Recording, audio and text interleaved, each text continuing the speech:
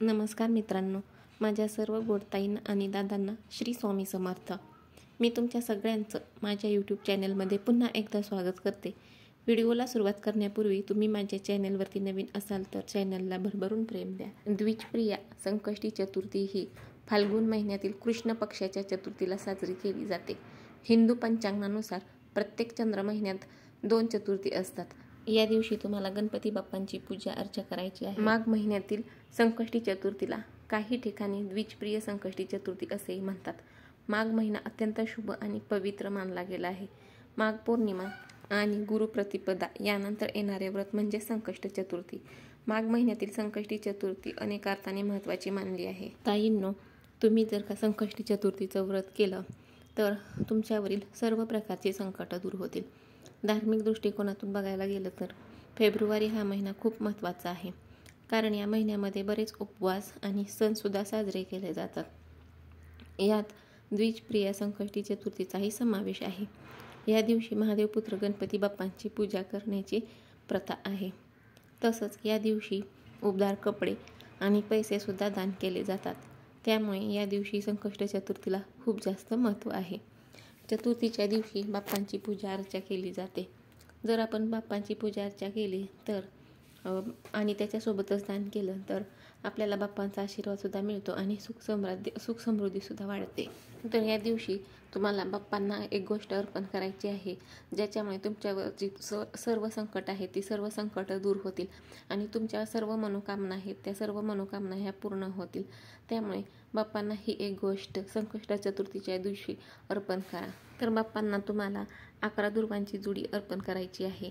या दिवशी दुर्वांना अतिशय महत्त्व आहे आणि गणपती बाप्पांना दुर्वा ह्या अतिशय प्रिय आहेत.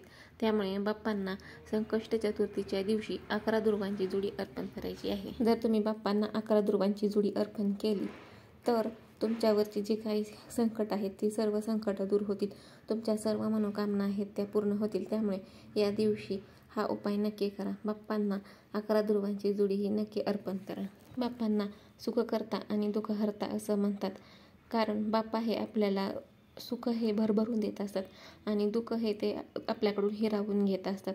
तसंच त्यांना विघ्नहर्तासुद्धा म्हटलं आहे. विघ्न हे ते आपल्यावरती कधीच येऊन देत नाहीत. आपल्यावरती येणारे विघ्न ते स्वतःवरती घेत असतात. त्यामुळेच त्यांना विघ्नहर्तासुद्धा म्हणलं आहे. दिवशी जर तुम्ही बाप्पांची पूजा अर्चा केली, मनोभावे पूजा अर्चा करून त्यांची पूर्णपणे या दिवशी तुम्ही त्यांची सेवा केली तर बाप्पा हे नक्की प्रसन्न होतील आणि तुमची सर्व संकटे ही दूर होतील. काही भक्त तर त्यांचे या दिवशी उपवाससुद्धा करतात. पूर्ण दिवस निरंकार उपवास करतात. तर काही जण हे फलाहार करून उपवास धरतात आणि हे व्रत आणि पूजा करतात. तर फेब्रुवारी महिन्यामध्ये साजरी होणारी द्विजप्रिय संकष्टी चतुर्थी कधी साजरी होणार आहे आणि पूजेचा शुभ मुहूर्त काय आहे हे आता आपण बघूया. तर माझ्या सर्व ताईंनी हिंदू पंचांगानुसार फाल्गुन महिन्यातील कृष्ण पक्षातील चतुर्थी तिथी शनिवार 15 फेब्रुवारी रोजी रात्री 11:52 सुरू होणार आहे आणि त्याचवेळी ही तारीख 17 फेब्रुवारी रोजी दुपारी 2:15 संपणार आहे. म्हणजेच 16 फेब्रुवारीला द्विजप्रिया संकष्टी चतुर्थीचं व्रत करायचं आहे. 16 फेब्रुवारीला द्विजप्रिया संकष्टी चतुर्थी ही साजरी केली जाणार आहे. संकष्टी चतुर्थीचा शुभ मुहूर्त हा ब्रह्ममुहूर्त आहे. सकाळी 5:16 चालू होणार आहे आणि 6:07 आहे. विजय मुहूर्त हा दुपारी 2:28 सुरू होणार आहे आणि तो 3:12 असणार आहे. अमृतकाल मुहूर्त हा रात्री 9:48 सुरू होणार आहे आणि तो 11:36 असणार आहे. तर हा आहे संकष्टी चतुर्थीचा शुभ मुहूर्त. तर या दिवशी संकष्टी चतुर्थीच्या दिवशी पूजा कशी करायची आहे, तर या दिवशी तुम्हाला लवकर सकाळी उठायचं आहे. उठून स्नान करून घ्यायचं आहे. स्नान करून झाल्यानंतर सूर्यदेवाला अर्घ्य अर्पण करायचं. त्याच्यानंतर जिथे आपल्याला पूजा मांडायची आहे ती जागा स्वच्छ करून घ्यायची आहे. स्वच्छ झाडून पुसून ती जागा घ्यायची आहे. त्याच्यानंतर आपल्याला एक पाट घ्यायचा आहे. पाट असेल तर पाट घ्या, नाही तर एक चौरंग घ्या. नंतर तो पाट तिथं योग्य त्या जागेला मांडून घ्यायचा आहे. त्याच्यावरती एक स्वच्छ कापड पसरवून घ्यायचं आहे पाटाच्या भोवताली एक सुंदर अशी रांगोळी काढून घ्यायची आहे. मग आपल्याला गणपती बाप्पांच्या मूर्तीचा अभिषेक करून घ्यायचा आहे. ज्यांच्याकडे बाप्पांची मूर्ती आहे त्यांनी बाप्पांची मूर्ती घ्या, ज्यांच्याकडे बाप्पांची मूर्ती नसेल त्यांनी सुपारी घेतली तरी चालेल. मग बाप्पांची मूर्ती आपल्याला एका ताम्हाणामध्ये घ्यायची आहे. 11 वेळेस पाण्याने अभिषेक करून ओम गण गणपती नमः या मंत्राचा जप करायचा आहे. त्याच्यानंतर 11 वेळेस दुधाने अभिषेक करत ओम गण गणपती नमः या मंत्राचा जप करायचा आहे. मग आपल्याला एक दिवा लावून घ्यायचा आहे. दिवा पाटावरती ठेवायचा आहे. दिवा ठेवण्या अगोदर दिव्याच्या खाली थोडे अक्षता टाका, हळदी कुंकू टाका आणि मग त्याच्यावरती दिवा ठेवा. मग बाप्पांची मूर्ती आपल्याला ज्या ठिकाणी ठेवायची, स्थापन करायची आहे त्या ठिकाणी थोड्या अक्षता टाका, त्याच्यावरती हळदी कुंकू टाका आणि मग गणपती बाप्पांची मूर्ती आहे ती त्या अक्षतांवरती स्थापन करा. मग गणपती बाप्पांना गंधक लावून घ्या. गंधक लावून झाल्यानंतर बाप्पांना फुलं दुर्वा अर्पण करा. फुलं दुर्वा अर्पण करून झाल्यानंतर बाप्पांना नैवेद्य द्या. गूळ किंवा साखरेचा नैवेद्य बाप्पांना दाखवा. फुलं अर्पण करून झाल्यानंतर धूप दीप लावा. त्याच्यानंतर ओम गण गणपती नमः या मंत्राचा जप करा आणि मग बाप्पांची आरती करून घ्या आणि मग प्रसाद द्या. जर आपण बाप्पांची मनोभावे पूजा अर्चा केली तर आपल्या आयुष्यात जे काही प्रॉब्लेम आहेत तर ते प्रॉब्लेम सुटतील किंवा ज्या काही समस्या आहेत त्या सर्व समस्या दूर होतील आणि चांगल्या गोष्टी ह्या आपल्या आयुष्यामध्ये घडू लागतील.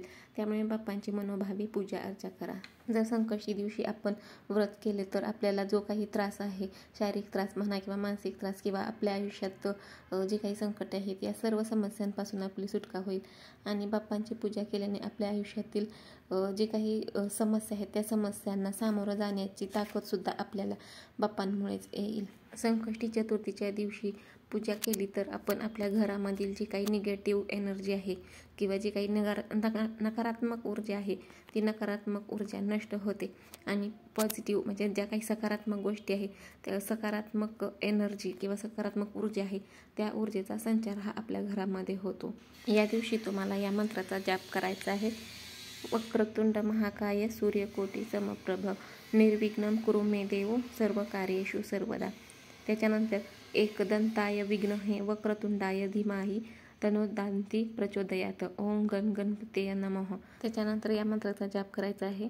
ओम श्री हिं क्ली ग्लो गण गणपतये वरवरद सर्वजन मे वशामानाय स्वाहा या मंत्रांचा तुम्हाला संकष्ट चतुर्थीच्या दिवशी जप करायचा आहे. व्हिडिओ आवडला असेल तर नक्की लाईक, शेअर आणि सबस्क्राईब करायला विसरू नका. श्री स्वामी समर्थ.